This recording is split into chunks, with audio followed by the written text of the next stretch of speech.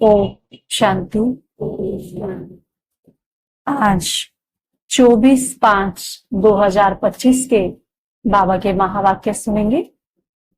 आज बाबा ने कहा, मीठे बच्चे, अमृत वेले अपने दूसरे सब संकल्पों को, अमृत वेले के समय अपने दूसरे सब संकल्पों को लोकअप कर एक बाप को प्यार से याद करो। अमृत वेले बाकी सभी संकल्पों को बंद कर दो, ताले में बंद कर दो, तिजोरी में रख के ताला लगा दो, बाकी बाद में देखी जाएगी। अमृत वेले के समय और कोई संकल्प ना आए सिवाय बाप की याद के। बाप से मीठी मीठी रूह रिहान करो। प्रश्न है, तुम बच्चों की हर बात में अर्थ है, तुम बच्चों की हर बात में अर्थ है, अर्थ सहित शब्द कौन बोल सकता है? उत्तर है, जो देही अभिमानी है। देही अभिमानी मतलब आत्म अभिमानी, अपने को जो देह में रहते हुए आत्मा समझकर रहते हैं, वही हर बोल अर्थ सहित बोल सकते हैं। बाप तुम्हें संगम पर जो भी सिखलाते हैं, बाबा संगम पर जो भी सिखलाते हैं वह अर्थ सहित है। अर्थ सहित है ना। देह अभिमान में आकर मनुष्य जो कुछ बोलते हैं, देह अभिमान में आकर जो कुछ बोलते हैं वह सब अर्थ के बिना अनर्थ है। देह अभिमान में आकर के तो क्या क्या बोल देते हैं, तो वो सब क्या है? अर्थ थोड़ी ना है उसका कोई, वो अनर्थ है। उसमें कोई फल नहीं निकलता, फायदा नहीं होता, उससे कोई फल नहीं निकलेगा, कोई फायदा नहीं होगा। कितना व्यर्थ करते रहो दिन भर में, क्या रिजल्ट होगा? कोई फल निकलेगा? कुछ भी नहीं। इसलिए क्या करना है? अमृत वेले तो बाबा ने सुनाया। क्या करना है अमृत वेले? सारे व्यर्थ संकल्पों को लोकअप कर। तो बाकी दिन भर में क्या करें? दिन भर में निकाल लें क्या? व्यर्थ तो जितना लोकअप में रहे उतना ही अच्छा है। गीत है, नैनहीन को राह दिखाओ प्रभु। नैनहीन को राह दिखाओ प्रभु। दिखा रहे हैं ना अभी, देखो कितनी सुंदर राह दिखाई है अमृत वेले के लिए। ये क्या है? राह ही तो दिखाई है। अब देखो बाबा तो होशियार है ना, सब कुछ समझता है, जानता है, कितना ऑलमाइटी अथॉरिटी है, हम सभी का पिता है। उसको पता है कि बच्चों को एक साथ सारी बात बताऊंगा ना तो बच्चे समझेंगे नहीं, तो इसलिए क्या कहा, थोड़े से समय के लिए, केवल अमृत वेले के लिए कहा बाबा ने आज कि अमृत वेले क्या करो, लोकअप में कर दो व्यर्थ को। अच्छा, जब अमृत वेले हम लोकअप में रखना सीख जाएंगे व्यर्थ को, व्यर्थ को अगर अमृत वेले लोकअप कर दिया, फिर उसका फायदा दिन भर में कितना मिलेगा वो तो वही जानता है ना, तभी तो बता रहा है। तो करते हैं व्यर्थ लोकअप में, नहीं करते हैं तो करना है। अभी क्या करना है? कल से अटेंशन रखनी है इस बात पर कि अमृत वेले कोई भी व्यर्थ ना चले। क्या करना है अमृत वेले के समय? अटेंशन रखनी है। जैसे बैठ गए, चलो 3:30 पौने 4 जब भी बैठे, 4:45 तक बैठे, फिर 4:45 बजे एक बार चेक कर ले। क्या कर ले? 4:45 बजे चेकिंग अपनी, कि इतने समय में कोई व्यर्थ तो नहीं चला था। वैसे तो अमृत वेले के समय व्यर्थ चलना नहीं चाहिए, लेकिन फिर भी चलता है। तभी तो बाबा कह रहा है, अगर अमृत वेले के समय हमारा व्यर्थ नहीं चलता होता तो क्या बाबा कहता? इसका मतलब चलता है। तो आज बाबा ने खास अटेंशन दिलवाई है, तो कल ध्यान रखना है। कल क्या, कल से रोज ही ध्यान रखना है। और अमृत वेला करने के बाद चेकिंग करनी है कि कितना व्यर्थ रहा। तो चेकिंग करेंगे तो नेक्स्ट डे के लिए हमें समझ मिलेगी कि आज इतना चला, तो कल ध्यान रखेंगे। फिर ओम शांति। यह सब गीत आदि हैं भक्ति मार्ग पे। तुम्हारे लिए गीतों की दरकार नहीं है। बाबा कहते तुम्हारे लिए गीतों की दरकार नहीं। कभी बाबा कहता है बहुत सुंदर सुंदर बाबा के गीत हैं, कभी मन ना लगे योग में तो गीत चला के बैठ जाओ, कहता है ना बाबा। लेकिन आज बाबा क्या कह रहा है, गीतों की तुमको दरकार नहीं है ना। तो उसका मतलब क्या है, इसका मतलब क्या है कि जैसे सिचुएशन हो वैसे उसको करो। लग रहा है कि हाँ थोड़ा ऐसा है, चलो प्रफुल्लित हो जाएगा, कोई सुंदर सा गीत सुन ले। और बाकी वैसे तो योग में बैठे हैं तो बाबा कहते हैं तुम्हें गीतों की दरकार नहीं है, तुम्हें तो बुद्धि योग लगाना है। कोई तकलीफ की बात नहीं। भक्ति मार्ग में तो तकलीफ बहुत है। भक्ति मार्ग में तो कितने धक्के खाए, कितनी रस्म रिवाज चलती है, ब्राह्मण खिलाना, यह करना, तीर्थों आदि पर बहुत कुछ करना होता है। यहां आकर सब तकलीफों से छुड़ा देते हैं। बाबा आकर सब तकलीफों से छुड़ा देते हैं। इसमें कुछ भी करना नहीं है। मुख से शिव शिव नहीं बोलना है। यह कायदे मुजीब नहीं। मुख से कुछ कुछ बोलना ये कायदे मुजीब नहीं, इनसे कोई फल नहीं मिलेगा। बाप कहते हैं यह अंदर में समझना है, मैं आत्मा हूं। ये बात अंदर में समझने की है ना। अब हम रास्ते में जा रहे हैं ऐसे मैं आत्मा हूं, मैं आत्मा हूं ऐसे करते जाएं तो क्या सोचेंगे जो आसपास लोग हैं, ये तो बावले हो गए हैं, है ना। तो क्या है, अंदर से समझने की बात है कि मैं आत्मा हूं। बाप ने कहा है हमको याद करो, अंतर्मुखी हो, बाप को ही याद करना है। तो बाप प्रतिज्ञा करते हैं तुम्हारे पाप भस्म हो जाएंगे। अंतर्मुखी होकर हम बाप को याद करेंगे तो बाबा की क्या प्रतिज्ञा है, फिर तुम्हारे सारे पाप भस्म हो जाएंगे। यह है योग अग्नि। योग की अग्नि है जिससे तुम्हारे विकर्म विनाश हो जाएंगे, फिर वापस चले जाएंगे। विकर्म विनाश हो जाएंगे तो यहां क्या करेंगे, फिर चले जाएंगे वापस। हिस्ट्री रिपीट होती है। यह सब अपने साथ बातें करने की युक्तियां हैं। अपने साथ रूह रिहान करते रहो। बाप कहते हैं मैं कल्प कल्प तुमको यह युक्ति बताता हूं। पूरे कल्प में एक ही बार तो बाबा आता है, एक ही बार हमें ये चांस मिलता है कि बाबा से पढ़ लिख कर कुछ बन जाए। बार बार तो मिलेगा नहीं चांस। तो चांस को क्या करना है, चांस लेना है कि छोड़ देना है, लेना है ना। यह भी जानते हैं धीरे धीरे यह झाड़ वृद्धि को पाएगा। माया का तूफान भी इस समय है। बाबा कहते माया का तूफान भी इस समय है। बाकी पूरे द्वापर में कलयुग में पता था माया क्या है, माया का तूफान आ रहा है नहीं आ रहा है, भक्ति में थोड़ी ना ये चीजें थी। बाबा कहते इस समय जबकि मैं आकर तुम बच्चों को माया के बंधन से छुड़ाता हूं। सतयुग में कोई बंधन नहीं होता, वहां संबंध है सुख का, यहां बंधन है दुख का।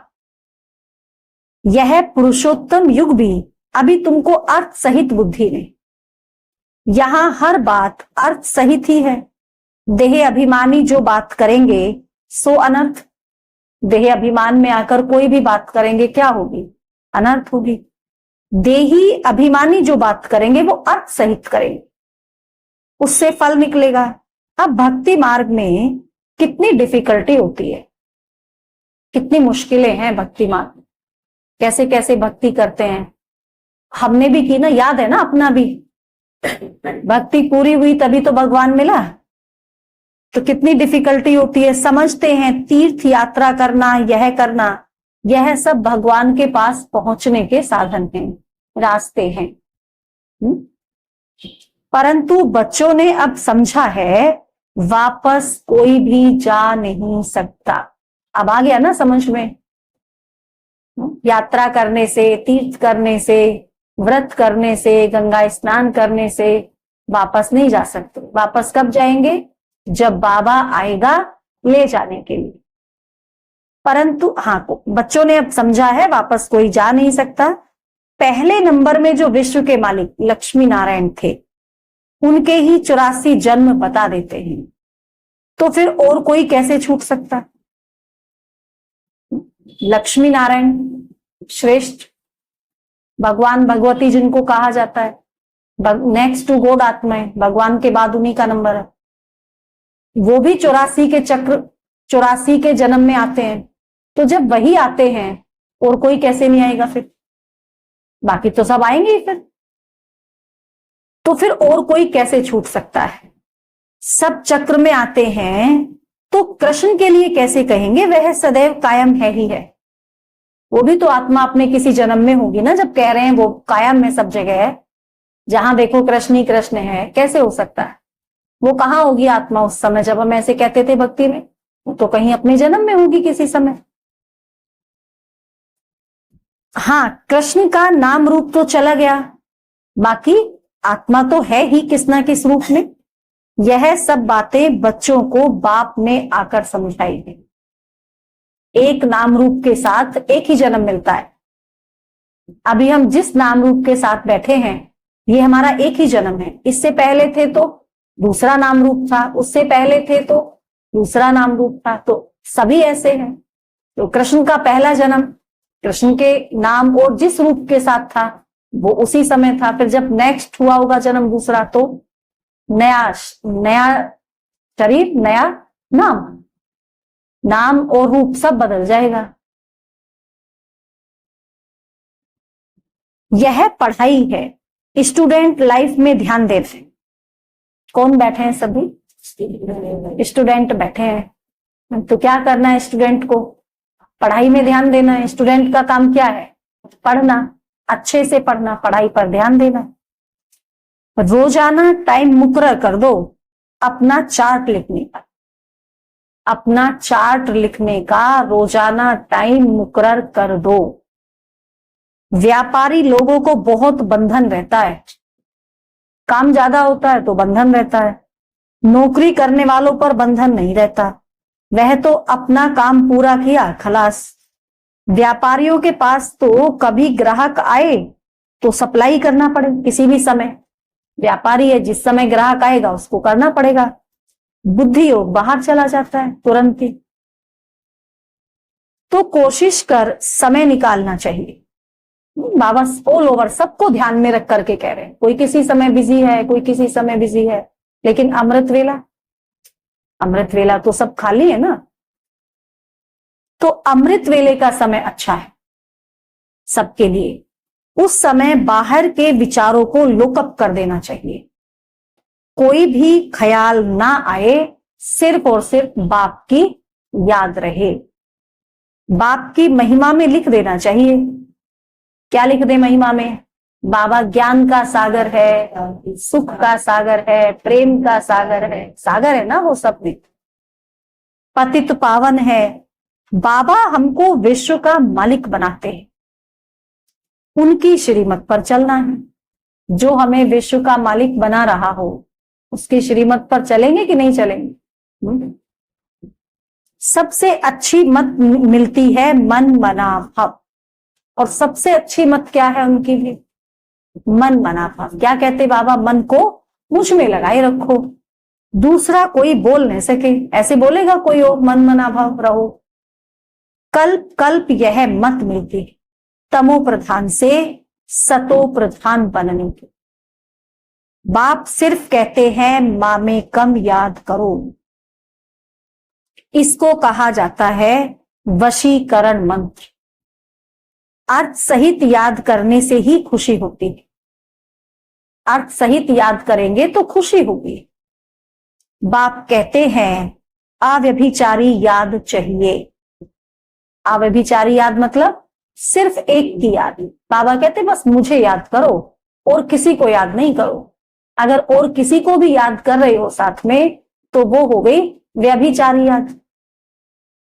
जैसे भक्ति में एक शिव की पूजा अव्यभिचारी है। शुरू शुरू में जब हम द्वापर में आए तो हमने किसको पूजा था? एक शिव बाबा को पूजा था। तो इसलिए तो बाबा कहता है ना वो भी अच्छा था, चलो तुमने सिर्फ मुझे ही पूजा। फिर व्यभिचारी होने से अनेकों की भक्ति करते हैं। पहले थी अद्वैत भक्ति, एक की भक्ति करते थे।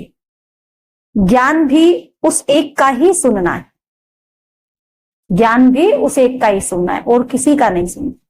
तुम बच्चे जिसकी भक्ति करते थे वह स्वयं तुम्हें समझा रहे हैं, जिसकी भक्ति करते थे वह स्वयं इस समय समझा रहे हैं, मीठे मीठे बच्चे अभी मैं आया हूं, यह भक्ति कल्ट अभी पूरा हुआ, भक्ति का समय पूरा हो गया है। तुमने ही पहले पहले एक शिव बाबा का मंदिर बनाया, उस समय तुम अव्यभिचारी भक्त थे। सबसे पहले हमने ही शिव बाबा का मंदिर बनाया। कौन सा मंदिर बनाया था सबसे पहले? सोमनाथ का मंदिर। तो एक ही तो नहीं बना होगा, और भी बने होंगे अनेक। तो उस समय तुम अव्यभिचारी भक्त थे, इसीलिए बहुत सुखी थे, वो समय भी बहुत अच्छा था। फिर व्यभिचारी भक्त बनने से द्वैत में आ गए, तब थोड़ा दुख होता है। द्वैत हुआ, 2 की भक्ति की, फिर 3 की, फिर 4 की, तो ऐसे ही फिर दुख भी धीरे धीरे बढ़ा। एक बाप तो सबको सुख देने वाला है ना, बाबा तो सबको सुख देता है। बाप कहते हैं मैं आकर तुम बच्चों को मंत्र देता हूं, मंत्र भी एक का ही सुनो। यहां देहधारी कोई भी नहीं, यहां तुम आते ही हो बाप दादा के पास।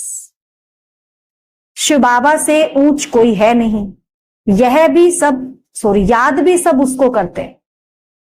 शिव बाबा से ऊंच कोई है नहीं और याद भी सब उस एक को ही करते हैं। भारत ही स्वर्ग था, लक्ष्मी नारायण का राज्य था, उनको ऐसा किसने बनाया?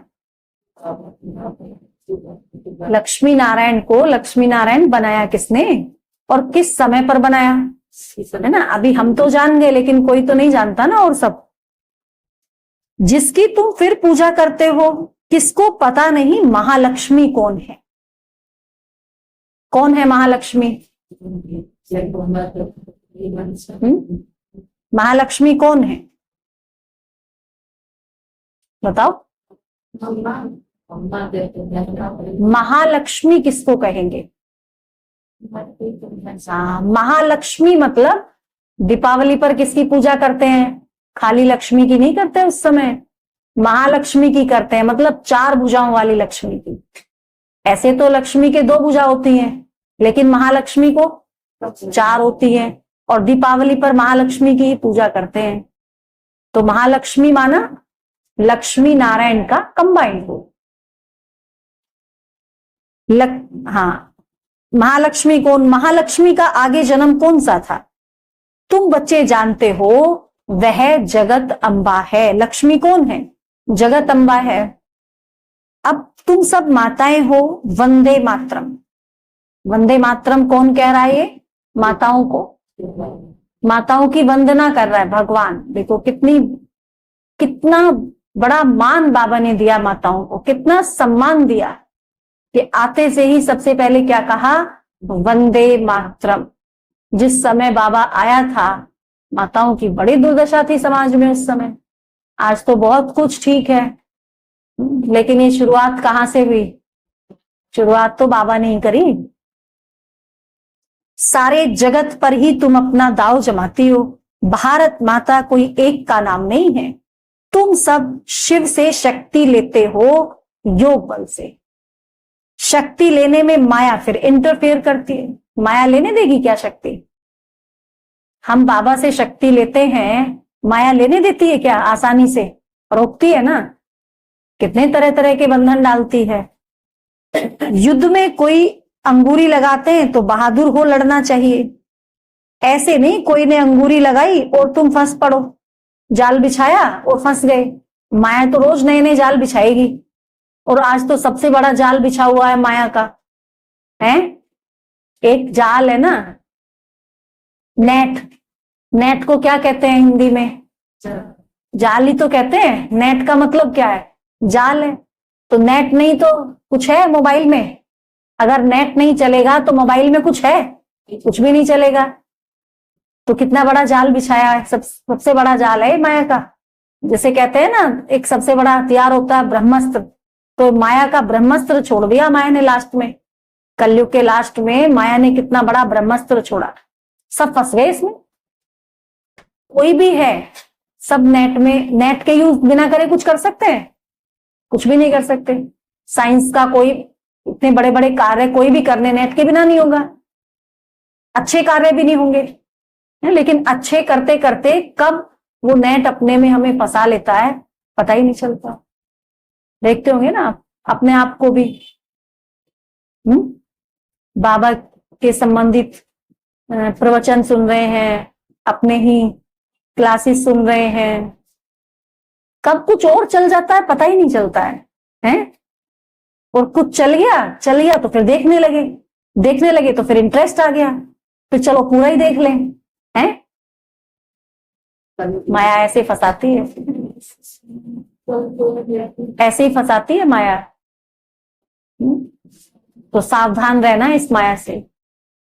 इस माया से जो सावधान हो गया वही समझो पार हो गया,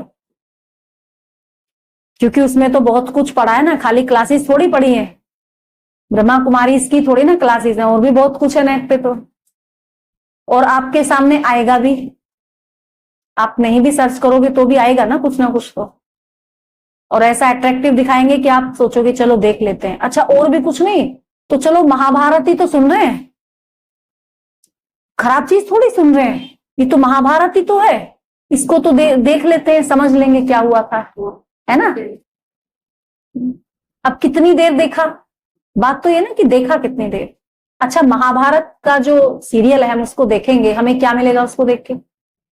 हमें करना, बाबा तो कहता है जो पढ़ा हुआ है उसको भी भूल जाओ, और हम क्या कर रहे हैं? हम और देख रहे हैं, हम याद कर रहे हैं क्या क्या हुआ था। बाबा कहता भूलो पढ़ा हुआ भी, हम और देख रहे हैं। तो हमें इससे बचना है, इस जाल से बचना है, माया का ये बड़ा भारी जाल है।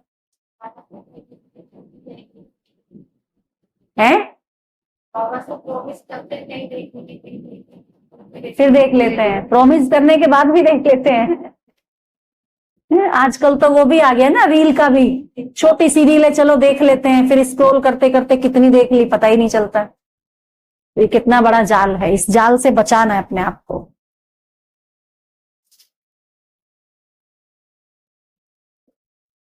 तो ये है ही माया की युद्ध, बाकी कोई कौरव और पांडवों की युद्ध नहीं है, माया से ही युद्ध है। कोई ऐसे थोड़ी ना कौरव और पांडव हैं और लड़ेंगे आपस में, है कहीं कौरव कोई राजा कोई पांडव राजा है यहाँ? युद्ध किसका है फिर? माया से युद्ध है, किसका? हमारा।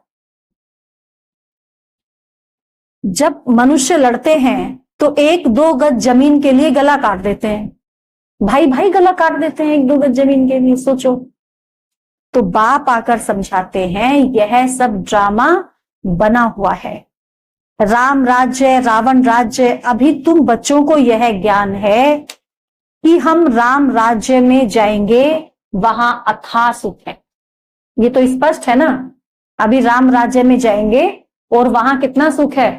अथाह सुख है, नाम ही है सुख धाम, वहां दुख का नाम निशान नहीं होगा। अब जबकि बाप आए हैं ऐसी राजाई देने, तो बच्चों को कितना पुरुषार्थ करना चाहिए। घड़ी घड़ी कहता हूं बच्चों थको मत, बाबा कहते घड़ी घड़ी कहता हूं कि हे मेरे बच्चे थको मत, शिव बाबा को याद करते रहो। बाबा को याद करने में थकना है? थकना है याद करने में? कोई अपने बाप को याद करते करते थकता है? तो याद करते रहो, वह भी बिंदी है, हम आत्मा भी बिंदी है, मैं भी बिंदी और बाबा भी बिंदी। यहां पार्ट बजाने आए हैं, अब पार्ट पूरा हुआ है, हम आत्मा बिंदी यहां पार्ट बजाने आए हुए हैं। अब क्या हुआ? अब हमारा पार्ट पूरा हो गया। अब बाप कहते हैं मुझे याद करो तो विकर्म विनाश होंगे। इससे पहले कि चले साथ में चलें बाबा के, तो उससे पहले क्या करें? अपने सारे विकर्म विनाश कर लें। और वो कैसे होंगे? वो सब याद से होंगे। विकर्म आत्मा पर ही चढ़ते हैं ना। विकर्म किस पर चढ़े हुए हैं? शरीर पर कि आत्मा पर? आत्मा पर चढ़े हैं, शरीर तो यहां ही खत्म हो जाएंगे। कई मनुष्य कोई पाप कर्म करते हैं तो अपने शरीर को ही खत्म कर देते हैं। जैसे कोई पाप कर्म किया, ग्लानि हुई, तो क्या किया? शरीर खत्म कर दिया। अच्छा उससे क्या होगा? पाप तो आत्मा पर चढ़ा था, है ना, और शरीर और खत्म कर दिया। जीव घात किया तो उससे क्या होगा, और ही पाप चढ़ा लिया, वो भी एक पाप हो गया फिर। परंतु इससे कोई पाप उतरता नहीं है, पाप आत्मा कहा जाता है। साधु संत आदि तो कह देते आत्मा निर्लेप है, आत्मा निर्लेप है कह दिया, आत्मा सो परमात्मा। अनेक मतें हैं, अभी तुमको एक श्रीमत मिलती, अब एक श्रीमत मिली है तो अनेक मत छोड़ करके क्या करें, एक श्रीमत पर चले। बाप ने तुम्हें ज्ञान का तीसरा नेत्र दिया है, आत्मा ही सब कुछ जानती है, आगे ईश्वर के बारे में कुछ नहीं जानते थे। सृष्टि चक्र कैसे फिरता है, आत्मा कितनी छोटी है, पहले पहले आत्मा का रियलाइजेशन कराते हैं। आत्मा बहुत सूक्ष्म है, उनका साक्षात्कार होता है। वह सब है भक्ति मार्ग की बातें, ज्ञान की बातें बाप ही समझाते हैं। वह भी भ्रकुटी के बीच में आकर बैठते हैं, बाजू में। शिव बाबा भी आकर कैसे समझाते हैं ज्ञान, ब्रह्मा बाबा की भ्रकुटी में, उनकी बाजू में ही तो आकर के बैठेंगे ना। यह भी झट समझ लेते हैं, ब्रह्मा बाबा भी झट समझ लेते हैं। यह सब है नई बातें जो बाप ही बैठकर समझाते। यह पक्का याद कर लो, भूलो नहीं, ये नई बातें बाबा समझा रहा है। बाप को जितना याद करेंगे उतना विकर्म विनाश होंगे, जितना बाबा को याद करेंगे उतना हमारे विकर्म विनाश होंगे। विकर्म विनाश होने पर ही आधार है तुम्हारे भविष्य का। जिस रीति विकर्म विनाश होंगे, जितने विकर्म विनाश होंगे, उसी रीति हमारा भविष्य निश्चित होगा।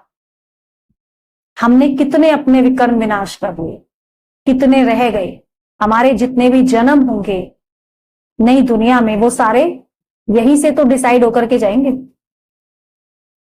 तो कितनी अटेंशन की बात है। तुम बच्चों के साथ साथ भारत खंड भी सबसे सौभाग्यशाली, हम तो हैं ही सौभाग्यशाली, साथ साथ भारत खंड भी सौभाग्यशाली है। इन जैसा सौभाग्यशाली दूसरा कोई खंड नहीं। ये अविनाशी खंड, ये भगवान की अवतरण भूमि है। यहां बाप आते हैं। भारत ही हेवन था, जिसको गार्डन ऑफ अल्लाह कहते हैं। तुम जानते हो बाप फिर से भारत को फूलों का बगीचा बना रहे हैं। हम पढ़ते ही हैं वहां जाने के लिए। क्यों पढ़ाई पढ़ रहे हैं, ये फूलों के बगीचे में चलने के लिए तो पढ़ रहे हैं ना। साक्षात्कार भी करते हैं, यह भी जानते हैं यह वही महाभारत लड़ाई है जो अब लगेगी। यही तो वो महाभारत लड़ाई है जिसका गायन है। फिर ऐसी लड़ाई कभी लगती नहीं जैसी ये लड़ाई लगेगी लास्ट में। ऐसी लड़ाई फिर पूरे कल्प में कभी लगती नहीं। तुम बच्चों के लिए नई दुनिया भी जरूर चाहिए। जब नई दुनिया के लिए पढ़ रहे हैं, पुरुषार्थ कर रहे हैं, लायक बन रहे हैं, तो नई दुनिया चाहिए भी तो ना। नई दुनिया थी ना, भारत स्वर्ग था। 5000 वर्ष हुए, कितनी पुरानी बात है। 5000 वर्ष पुरानी तो बात है ना, लाखों वर्ष की तो बात ही नहीं। 5000 वर्ष में ये हाल हो गया है।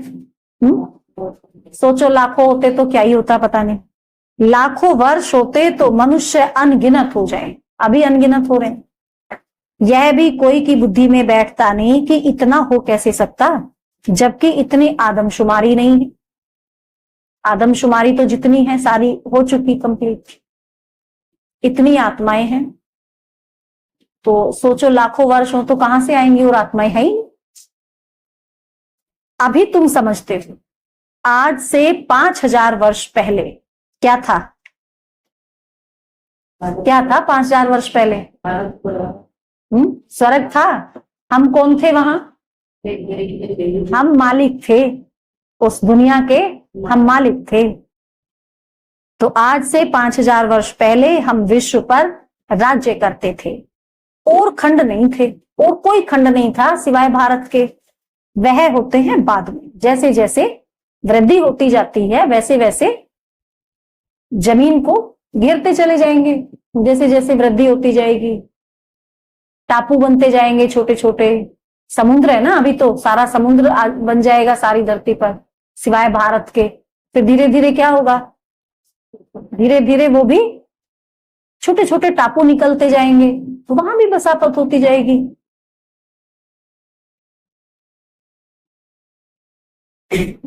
तुम बच्चों की बुद्धि में यह सब बातें हैं और किसकी बुद्धि में बिल्कुल नहीं।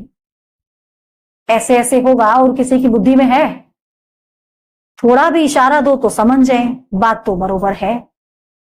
हमारे पहले जरूर कोई धर्म था, अभी तुम समझा सकते हो कि एक आदि सनातन देवी देवता धर्म था। सबसे पहले एक ही धर्म था, उसको क्या कहते थे, आदि सनातन देवी देवता धर्म। वह प्राय लोप हो गया है। कोई अपने को देवता धर्म के कह नहीं सकते। है कोई इस समय जो कहे मैं देवी देवता हूं? समझते ही नहीं कि हम आदि सनातन देवी देवता धर्म के थे। फिर वह धर्म कहां गया? आदि सनातन देवी देवता धर्म कहां गया? हिंदू धर्म कहां से आया? ये राज कौन जानता है? हम बच्चे जानते हैं। कोई भी इन बातों में चिंतन नहीं चलता है। कोई सोचता है ऐसे? किसी का चिंतन नहीं चलता। तुम बच्चे समझा सकते हो, बाप तो है ज्ञान का सागर, ज्ञान की अथॉरिटी, तो जरूर आकर ज्ञान सुनाया होगा और ज्ञान से ही सद्गति होती है। इसमें प्रेरणा की बात नहीं। बाप कहते हैं जैसे अब आए हैं वैसे कल्प कल्प आता हूं। कल्प बाद भी आकर फिर सब बच्चों से मिलेंगे। तुम भी ऐसे चक्र लगाते हो, राज्य लेते हो, फिर गंवाते हो। यह बेहद का नाटक है। तुम सभी एक्टर्स हो। आत्मा एक्टर होकर क्रिएटर, डायरेक्टर, मुख्य एक्टर को ना जाने तो वह क्या काम की। तुम बच्चे जानते हो कैसे आत्मा शरीर धारण करती है और पार्ट बजाती है। अब फिर वापस जाना है। अब इस पुरानी दुनिया का अंत है। कितनी सहज बात है। तुम बच्चे ही जानते हो बाप कैसे गुप्त बैठे हैं। बाप कैसे गुप्त बैठे हैं, बाबा कहते ये तो तुम बच्चे ही जानते हो। गोदरी में करतार देखा, अब देखा कहे या जाना कहे, बात एक ही है। आत्मा को देख सकते हैं परंतु उससे कोई फायदा नहीं है। चलो साक्षात्कार हो भी जाए, क्या फायदा होगा उससे? कोई फायदा होगा? कोई को समझ में भी ना आ सके। ऐसे आत्मा स्टार के रूप में सामने से निकल कर चलेगी, पता चलेगा क्या हुआ था। नोधा भक्ति में बहुत साक्षात्कार करते हैं। आगे तुम बच्चे भी कितने साक्षात्कार करते थे। शुरू में बहुत प्रोग्राम आते थे, फिर पिछाड़ी में यह खेल पाल तुम देखोगे। बाबा कहते लास्ट में फिर ये सब खेल पाल तुम देखोगे। अब तो बाप कहते हैं पढ़कर होशियार हो जाओ। पढ़कर क्या हो जाओ? होशियार हो रहे, पढ़ रहे हैं ना होशियार होने के लिए। अगर नहीं पढ़ेंगे तो फिर जब रिजल्ट निकलेगी तो मुंह नीचे हो जाएगा। अगर अब नहीं पढ़ेंगे फिर रिजल्ट निकलेगी तो क्या होगा? झुक जाएगा ना मुंह। फिर समझेंगे हमने कितना समय वेस्ट किया। जितना जितना बाप की याद में रहेंगे, याद के बल से पाप मिट जाएंगे। जितना बाप की याद में रहेंगे उतना खुशी का पारा चढ़ेगा। मनुष्यों को यह पता नहीं है कि भगवान को क्यों याद किया जाता। मालूम नहीं ना असली कारण। कहते भी हैं तुम मात पिता हम बालक तुमरे, तुमरी कृपा से सुख घनेरे, गाते तो हैं, अर्थ नहीं जानते। अभी तुम जानते हो, शिव के चित्र पर समझा सकते हो। यह ज्ञान का सागर पतित पावन है, उनको याद करना है। बच्चे जानते हैं वही बाप आया है सुख घनेरे का रास्ता बताना। यह पढ़ाई है, इसमें जो जितना पुरुषार्थ करेगा उतना ऊंच पद पाएगा। यह कोई साधु संत आदि नहीं जिसकी गद्दी चली आई हो। यह तो शिव बाबा की गद्दी है, ऐसे थोड़ी ना पहले से ही चली आ रही है। तो बाबा आया तो बाबा की गद्दी है, ऐसे नहीं यह जाएगा तो दूसरा कोई गद्दी पर बैठेगा। बाप तो सबको साथ ले जाएंगे। कई बच्चे व्यर्थ ख्यालातों में अपना समय वेस्ट करते हैं। बाबा बता रहे हैं कि कई बच्चे व्यर्थ के ख्यालातों में अपना समय खराब करते हैं। सोचते हैं खूब धन इकट्ठा करें, पुत्र पोत्रे खाएं, इतना धन इकट्ठा कर लें कि कई पुश्ते बैठकर खाएं।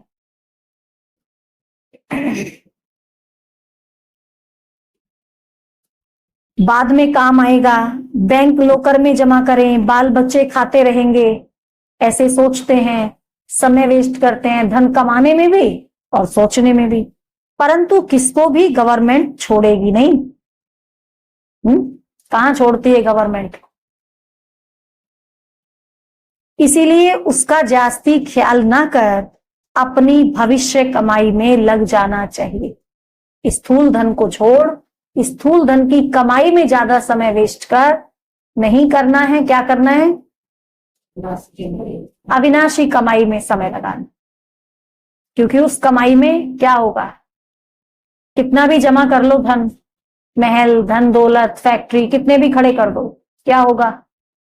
पहली बात तो गवर्नमेंट नहीं छोड़ेगी, और चलो बच भी गए तो फिर साथ तो तब भी नहीं ले जा पाएंगे, जाना तो यही छोड़ करके है। तो बाबा कहते इससे अच्छा तो क्यों नहीं अविनाशी धन की कमाई करो, जिसमें ना तो गवर्नमेंट तुम्हारा कुछ बिगाड़ सकती और तुम्हारे साथ भी जाएगा, डबल फायदा। अब बच्चों को पुरुषार्थ करना है, ऐसे नहीं कि ड्रामा में होगा तो करेंगे, ड्रामा के ऊपर नहीं छोड़ना है। पुरुषार्थ बिगर खाना भी नहीं मिलता, परंतु किसकी तकदीर में नहीं है तो फिर ऐसे ऐसे ख्यालात आ जाते हैं। तकदीर में ही नहीं है तो फिर ईश्वरीय तदबीर भी क्या करेंगे? जिनकी तकदीर में है वह अच्छी रीति धारण करते और कराते हैं। बाप तुम्हारा टीचर भी है, गुरु भी है, तो उनको याद करना चाहिए। सबसे प्रिय बाप, टीचर और गुरु ही होते हैं। सबसे प्रिय कौन होता है? बाप, टीचर और गुरु, उनको ही याद करना चाहिए। बाबा युक्तियां तो बहुत बतलाते, कितनी युक्ति बताते हैं बाबा की बच्चे बाप की याद में रहें कैसे भी करके। तुम साधु संत आदि को भी निमंत्रण दे सकते हो, साधु संत आदि को भी निमंत्रण दो। अभी तो कितने आते हैं साधु संत, और कितनी अपनी स्टेटमेंट भी देते हैं, है ना? कितनों ने दिया ऐसे, और देखो सब देख सुनते हैं ना, सब पढ़ते भी हैं। अभी तो न्यूज में भी आता है ना, अपना पीस ऑफ माइंड चैनल है, सुनते हैं, उसमें न्यूज आती है अपनी, बाबा के घर से न्यूज आती है, इतनी सेवा हुई, इतने साधुओं का उद्धार किया, फलाने साधु ने ये कहा, फलाने साधु ने ये कहा। अच्छा, मीठे मीठे सिकिलधे बच्चों प्रति माता पिता बाप दादा का याद प्यार और गुड मॉर्निंग। रूहानी बाप की रूहानी बच्चों को नमस्ते। हम रूहानी बच्चों की रूहानी माता पिता बाप दादा को याद प्यार, गुड मॉर्निंग, नमस्ते बाबा, नमस्ते, शुक्रिया बाबा, शुक्रिया। धारणा के लिए मुख्य साथ, पहला पॉइंट है पुरुषार्थ कर अपनी भविष्य कमाई में लग जाना। पुरुषार्थ कर अपनी भविष्य कमाई में लग जाना है। ड्रामा में होगा तो कर लेंगे, यह कहकर पुरुषार्थहीन नहीं बनना। दूसरा पॉइंट है सारे दिन में जो भी पाप होते हैं या किसी को दुख देते हैं तो नोट करना है, सच्चाई से बाप को सुनाना है, साफ दिल बन एक बाप की याद से सब हिसाब किताब चुकतू करने हैं। वरदान है आज का, ताज और तख्त को सदा कायम रखने वाले, ताज और तख्त को सदा कायम रखने वाले निरंतर स्वतः योगी भव। वर्तमान समय बाप द्वारा सभी बच्चों को ताज और तख्त मिलता है, मिला है ना सबको। अभी का यह ताज व तख्त अनेक जन्मों के लिए ताज तख्त प्राप्त कराता है। विश्व कल्याण की जिम्मेवारी का ताज, ताज कौन सा है? विश्व कल्याण की जिम्मेवारी का ताज और बाप दादा का दिल तख्त सदा कायम रहे तो निरंतर स्वतः योगी बन जाएंगे। उन्हें किसी भी प्रकार की मेहनत करने की बात नहीं, क्योंकि एक तो संबंध समीप का है और दूसरा प्राप्ति अखुट है। संबंध भी समीप का है और प्राप्ति भी अखुट है। जहां प्राप्ति होती है वहां स्वतः याद होती है। जहां से प्राप्ति हो रही होती है वहां याद भी स्वतः ही जाती है। स्लोगन है, प्लेन बुद्धि से प्लान को प्रैक्टिकल में लाओ। बुद्धि को एकदम प्लेन कर लो ताकि जो प्लान्स बनाए हैं वो प्रैक्टिकल में आए, तो सफलता समाई हुई है। अव्यक्त इशारे रूहानी रॉयल्टी और प्योरिटी की पर्सनैलिटी धारण हो। दुख अशांति की उत्पत्ति अपवित्रता से होती है। दुख अशांति कब आते हैं? जब अपवित्रता आती है। जहां अपवित्रता नहीं वहां दुख अशांति कहां से आई? आप सब पतित पावन बाप के बच्चे, मास्टर पतित पावन हो, तो जो औरों को पतित से पावन बनाने वाले हैं वह स्वयं तो पावन होंगे ही। ऐसी पावन पवित्र आत्माओं के पास सुख और शांति स्वतः ही है। सबसे बड़े ते बड़ी महानता है ही पावन बनना, पवित्र बनना, ये सबसे बड़ी महानता है। आज भी इसी महानता के आगे सभी सिर झुकाते हैं, प्योरिटी के आगे सभी सिर झुकाते हैं। अच्छा, ओम शांति।